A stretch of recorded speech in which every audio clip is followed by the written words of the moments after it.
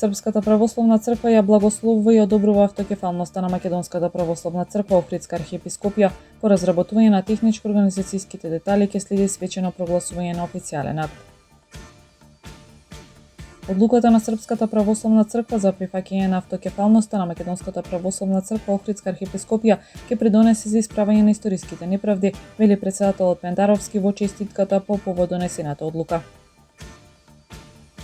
Со панихида во Домот на културата Свети Кирил и Методи, положување цвеќе пред споменикот во градскиот парк и доделување награди на најдобрите ученици продолжија чествувањата по повод 24 мај денот на Светите Кирил и Методи.